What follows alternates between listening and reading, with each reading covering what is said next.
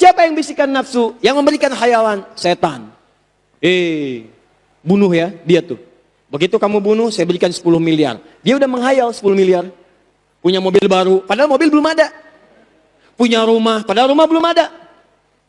Belum tentu begitu mau bunuh, diwafatkan oleh Allah. Sedang wafat dalam keadaan membunuh. Nggak dapat apapun yang dihayalkan oleh setan. Makanya ketika Anda menghadirkan hayalan dalam diri, Anda sedang dikuasai oleh setan.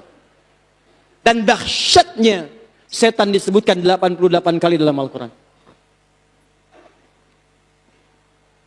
Ini takwa disebutkan 115 kali. Lawannya nafsu disebutkan 115 kali. Yang menguasai, mendorong takwa disebut malaikat disebutkan 88 kali. Yang mendorong nafsu itu setan disebutkan 88 kali. Pembunuhan pertama terjadi karena dorongan oleh setan dibisikkan kepada nafsu. Paham sampai sini?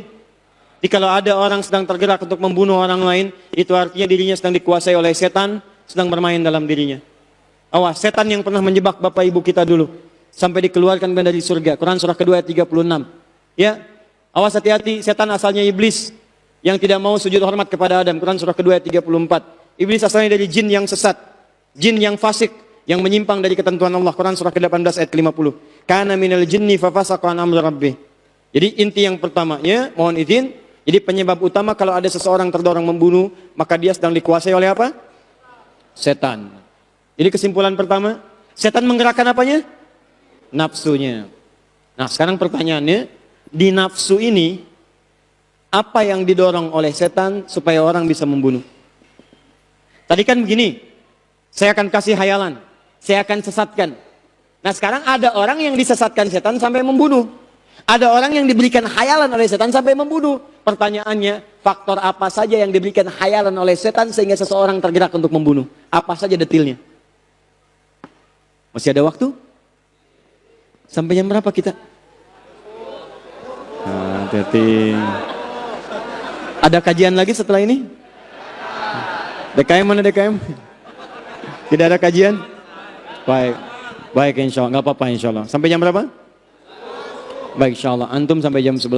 Saya jam 9 kurang seperempat pulang ya. Ini sudah setengah 9. Jadi saya ambil kurang lebih hanya 11 menit lagi ya. 11 menit. Tanya jawabnya besok. Saya berikan waktu yang sangat luas ba'da subuh. Untuk tanya jawab. Silahkan antum sampaikan. Nanti insya Allah besok akan kita bahas. Khusus besok tidak ada materi. Besok hanya menjawab pertanyaan saja. Besok subuh. Ya. Baik. Sekarang saya selesaikan dulu yang ini. Sudah sini fokus. Lihat sini. Lihat sini. Fokus. Ada 3 hal. Awas, awas. Kita sambil berikan solusi sekalian. Ya, sambil kita berikan solusi sekalian. Ada 3 hal yang menjadikan setan mendorong seseorang untuk tergerak menyakiti orang lain bahkan sambil membunuh. Bahkan sampai membunuh. Hati-hati. Maksud saya, kalau Anda sedang ada di 3 kondisi ini, Anda mesti hati-hati. Karena setan akan mendorong Anda untuk bisa melakukan dosa yang kedua ini. 1. Pertama, setan menggoda seseorang untuk bisa menghabisi nyawa orang lain, memberikan angan-angan dalam perihal kedudukan, jabatan. Awas hati-hati. Kalau antum sedang mendapatkan amanah dari kedudukan dalam satu jabatan, maka ini bisa dimainkan oleh setan untuk mengeksekusi orang lain sampai tingkat dosa yang paling tinggi. Karena takut ada saingan, saingan saya nggak boleh muncul. Sakiti dia. Masih selamat, bunuh dia. Ini yang paling bahaya. Apa dalilnya? Quran surah kedua Al-Baqarah ayat ke-49. Paling kiri sebelah atas. Kenal Fir'aun? No.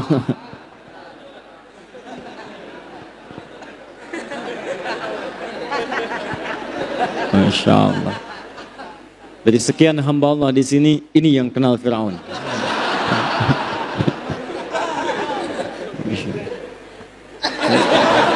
Khair insyaallah.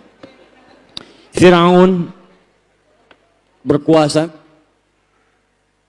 Kekuasaannya digunakan dengan cara yang zalim, kasar. Kata-katanya kasar, bukan cuman kasar. Jadi kalau sudah berkata kasar, resikonya nyawa, Mas. Saya nggak suka dengan rambutnya nih. tolong pisahkan kepalanya dari badannya. Jadi bukan nyuruh-nyukur Firaun tuh. Makanya Nabi Musa alaihissalam ketika diutus untuk berdakwah kepada Firaun, pertama kali berdoa kepada Allah supaya hatinya dilapangkan sehingga kalau dicela, dimaki habis, itu bisa bersabar dengan makian. Maka beliau berdoa kepada Allah, Rabbi syrahli wa yassirli wahlul 'uqdatan min yafqahu. Rabbi syrahli sadri, Allah lapangkan hati saya. Supaya kalau dicela saya nggak balas. Sebab kalau kurang sabar berdoa dikabulkan, celaka juga. Ya Allah, saya bosan dengan orang ini, ya Allah, kata-kata yang buruk matiin aja sekarang. Tapi hikmah dakwah tidak akan muncul. Ikhtiarnya tidak akan nampak. Itu Firaun. Jadi kata-kata kasar. Jadi kalau ada pemimpin sekarang, diamanahi jabatan kata-katanya kasar, sebetulnya dia orang yang sangat terlambat, sudah keduluan sama Firaun. Jangan diikutin, jangan bersaing. Firaun itu kedudukannya lebih hebat, ngaku Tuhan, Anda bayangkan. Diabadikan di Quran, Ana Rabbukumul A'la. Saya Tuhan kalian yang paling hebat. Orang sekarang paling banter ngaku nabi. Cek silakan. Jawa Barat tuh, saya datang sama MUI, di Jawa Barat tuh hampir tiap bulan kemarin itu ada nabi baru. Anda bayangkan. Persoalannya sederhana, setiap ada yang ngaku nabi, ada pengikutnya, itu masalahnya. Kalau cuma ngaku, misalnya ada nabi baru, ada ngaku nabi, itu sudah oleh nabi sudah diprediksi. Kata Nabi, la nabi ya ba'di, tidak akan ada nabi setelah saya. Ya, dalam mafhum mukhalafahnya, Nabi mengatakan kalau ada orang ngaku nabi, sudah sampaikan pada diri Anda, ini nggak benar, tinggalin aja, jangan buang-buang energi. Jadi kalau ada orang ngaku nabi, dia telat, sebetulnya telat. Karena Nabi sudah sampaikan, la nabi ya ba'di, nggak ada nabi setelah saya. Maksudnya kalau ada yang ngaku, tolak aja. Sudah, jangan buang-buang waktu. Dulu sudah ada Musailamah, disebut Musailamah Al-Kadzdzab. Banyak ngaku. Jadi kalau ada orang sekarang ngaku, sebetulnya telat, terlambat dia. Yang paling heran itu setiap ada yang ngaku, ada pengikutnya. Itu masalahnya. AM, pelatih bulu tangkis. Ngaku nabi, tangkap sama polisi. Tuh, begitu ditangkap, diinterogasi. Kenapa mengaku nabi Anda? Saya ke Bogor Pak, dapat wahyu. Bayangkan. Orang ke Bogor dapat talas, dia dapat wahyu. Tangkep tuh. Ya. Gak mau kalah tuh Bogor, Bandung, tukang cukur. Ngaku nabi, ada pengikutnya, tangkep lagi. Jakarta, ibu kota negara, harus lebih elit, malaikat naik dikit. Aku malaikat LE, minta izin sama gubernur mendaratkan malaikat Jibril di Monas. LE dulu tuh, tangkep polisi, hukum 2 tahun. Polisi kita jangankan teroris, malaikat ditangkep tuh. Luar biasa. Dukung yang begitu tuh. Ya, paham? Jadi jabatan itu ketika diamanahkan itu akan cenderung melahirkan bisikan setan. Kalau tidak menjadikan penyimpangan hadir dalam jabatan, maka dia akan memberikan bisikan untuk menyingkirkan saingan-saingan yang mungkin bisa menggulingkan dia dari jabatannya. Hati-hati. Ini ujian. Anda dititipkan jabatan.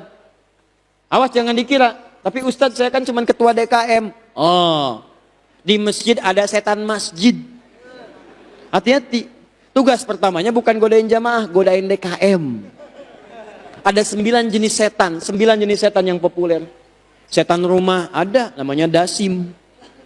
Begitu masuk Anda tidak ucapkan salam, Anda masuk tidak mengucapkan assalamualaikum, maka ia berkata pada temannya, kita punya tempat menetap di sini. Makanya jangan heran begitu masuk rumah malam-malam gak enak keluar. Biasanya bolak-balik biasa-biasa, malam-malam mau tahajud begitu keluar, hati-hati, baju putih, rambut gondrong, muka jelek, ada di meja makan. Ini kan keluar. Tuh balik lagi. Tuh, dasim. Wudu, baru wudu belum ke masjid, ada setan namanya walhan. Godain orang wudu. Makanya nanti ada orang wudu suka dibuat ragu-ragu, udah wudu belum, walhan. Hati-hati. Ada setan kantor, ada. Ada setan mall, Bu, ada. Itu yang bikin ibu sering kali kepikiran, nyampe rumah masih diingat tas yang di mall. Papa tahu nggak Pak? Ada tas bagus banget tadi Pak di mall. Mama nggak kesempatan beli Pak. Setan mall ikut ke rumah. Ma, yang penting itu tas fungsinya. Uang ada dan mengantarkan kita ke akhirat. Papa lebih senang kalau tas yang Papa berikan walaupun sederhana, tapi menjadi saksi cinta kita yang mengantarkan ke surga. Masya Allah. Catat. Oh iya juga Pak ya. Aduh maafkan Mama Pak. Insya Allah kita ke surga dengan tas itu, Pak. Tapi kalau pakai tas yang di mall juga ke surga juga kok, Pak. Itu berarti setannya masih ada. Oh. Hati-hati, banyak. Setan masjid ada, godain DKM masjid. Makanya kalau masjid belum jadi, semuanya kompak, semangat. Begitu udah jadi, bisa ribut. Tuh. Jamaahnya males. Ngapain ke masjid, DKM-nya aja ribut. Setan masjid. Banyak. Ganti DKM, jangan yang ini. Ganti datang, ribut.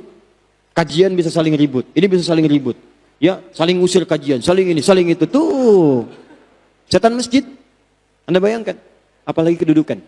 Makanya hati-hati. Setiap kedudukan yang melekat pada diri Anda itu ujian untuk membuat kebijakan-kebijakan yang baik. Makanya saya sarankan DKM bikin kebijakan yang baik. RT, ini Pak RT ya, RW. Yang lain-lain teman-teman. Ya Anda itu tidak dituntut dengan hasil. Cuman progres yang dilihat. Begitu diangkat jadi ketua RT, bikin surat pertama kali dari jabatan. Apa isi suratnya? Kami menganjurkan kepada warga yang muslim supaya saat waktu sholat bisa menunaikan sholat di masjid. Khusus untuk hari Sabtu dan Ahad yang libur, maka kita adakan sholat subuh di masjid berjamaah. Tuliskan. Sudah begitu dituliskan, jangan mikirin siapa yang ke masjid. Yang harus Anda ketahui, setiap orang ke masjid yang karena surat Anda dituliskan, maka Anda mendapat bagian dari pahala.